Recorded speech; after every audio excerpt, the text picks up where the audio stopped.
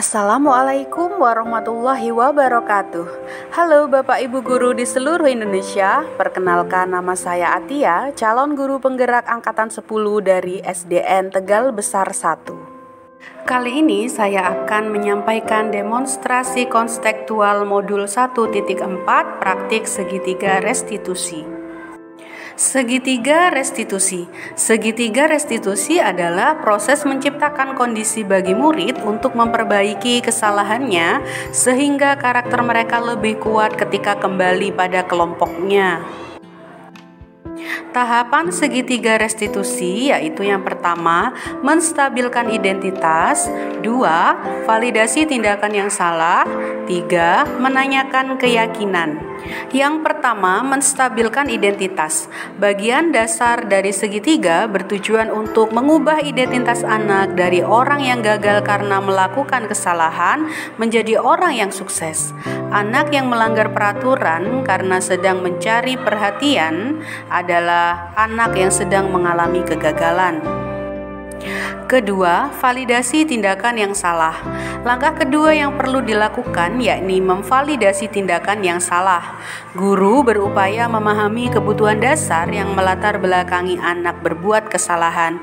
Saat tidak mengakui anak berbuat salah, maka dia akan tetap dalam masalah. Hal yang diperlukan adalah memahami alasannya melakukan kesalahan tersebut agar anak merasa dipahami. Ketiga, menanyakan keyakinan. Langkah ketiga restitusi yaitu menanyakan keyakinan. Saat langkah yang pertama dan langkah kedua sukses dilakukan, anak akan siap dihubungkan dengan nilai-nilai yang ia percaya. Kemudian ia berpindah menjadi orang yang dia inginkan. Guru perlu menanyakan tentang kehidupan ke depan yang anak inginkan. Saat mereka sudah menemukan gambarannya, guru perlu membantu mereka untuk fokus pada masa depan idealnya tersebut. Kasus 1. Ibra marah-marah dan memukul beberapa teman perempuannya karena pernah diledek. Kemarin guru mendapat laporan dari ibu-ibunya teman-temannya Ibra. Katanya teman-temannya Ibra yang perempuan cerita kalau Ibra pernah marah-marah, pernah memukul teman perempuannya. Coba ceritakan sama ibu kenapa Ibra marah-marah sama temennya, mukul temennya. Kenapa nak? Dia duluan. Kenapa nak?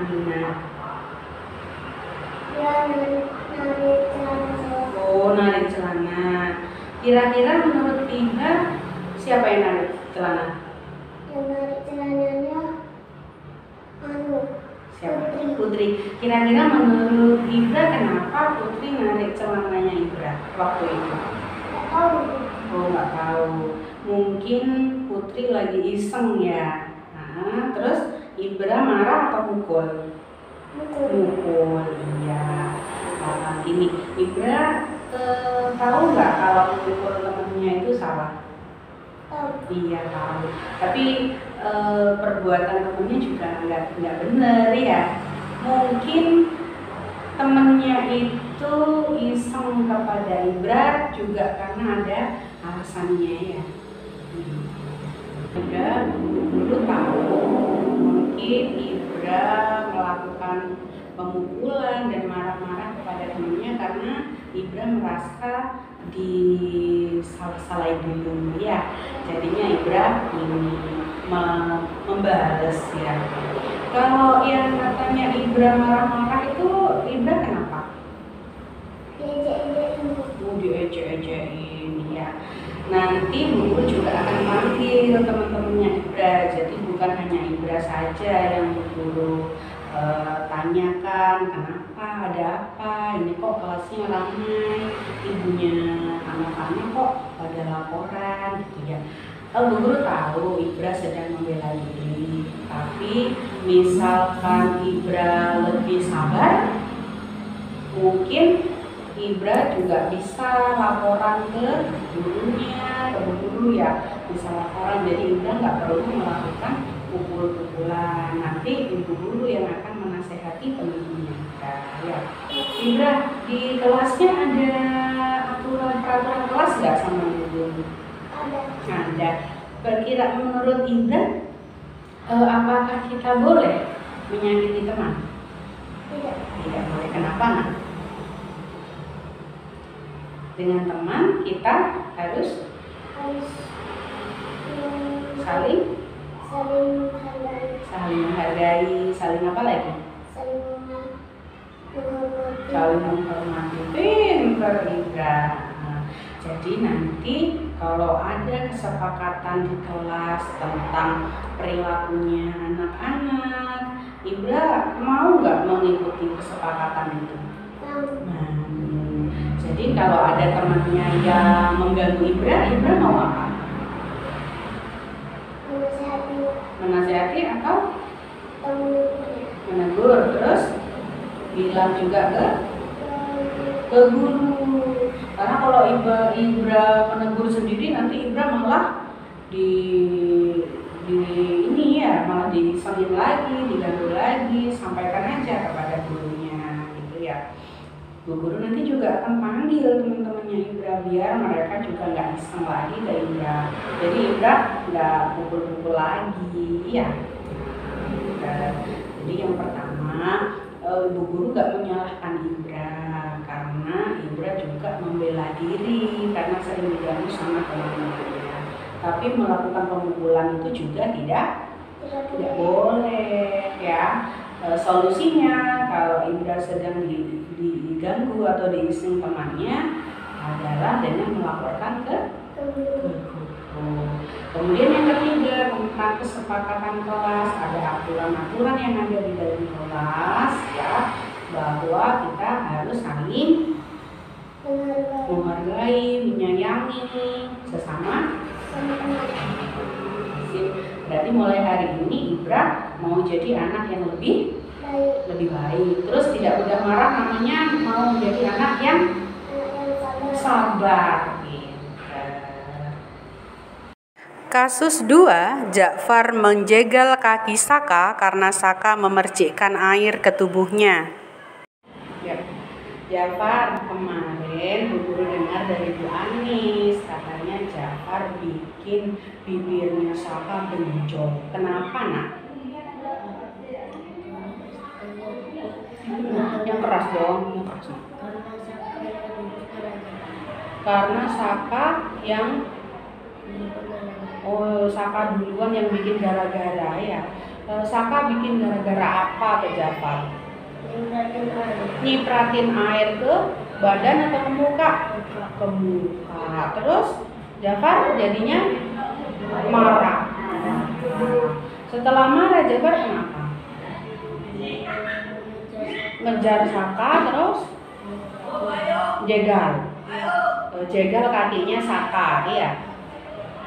Jegal kakinya Saka, akhirnya Saka nangis karena jatuh bibirnya benjol. Nah itu bibirnya benjol, nangis, akhirnya Ja'far yang kena marah, iya. Nah sekarang guru tanya, kira-kira jegal temannya itu benar atau salah? Salah. Kenapa kok salah, Ja'far?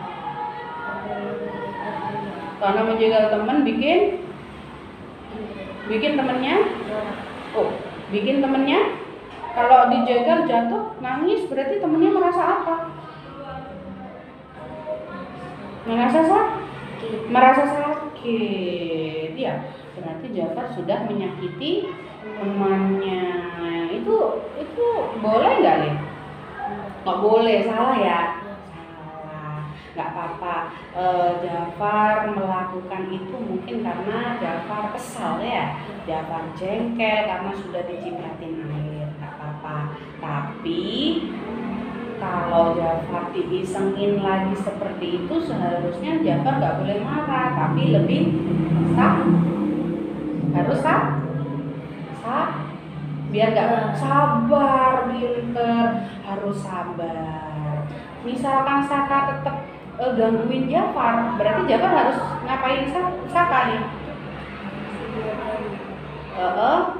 diberi nasihat, pinter, diberi tahu yang baik, ya jangan begitu Saka gitu ya.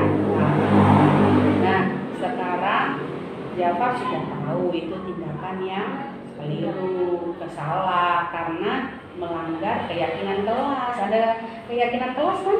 Keyakinan kelas itu ada disiplin, menaati tata tertib, menghormati guru, menyayangi teman, banyak sekali.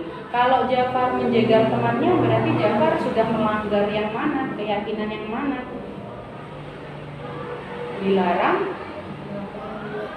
Oh, pinter, dilarang menyakiti teman. Nah, karena sekarang Jafar sudah menyakiti temannya sampai nangis, sampai benjol, terus solusinya Jafar gimana untuk menyelesaikan masalah ini? Meminta maaf kepada temannya, kepada Saka ya, minta maaf. Gitu. Setelah meminta maaf, terus bagaimana? Berjanji tidak diulangi lagi. Ya wis. Jadi sudah selesai ya. Jafar lain kali harus lebih sabar. Harus bisa menasehati teman, menegur teman dengan cara yang baik, bagus. Kemudian kalau kita memang melakukan kesalahan, kita harus minta maaf. Oke. Demikianlah pemaparan demonstrasi konstekstual modul 1.4 praktik segitiga restitusi. Terima kasih atas perhatian Bapak Ibu guru di seluruh Indonesia.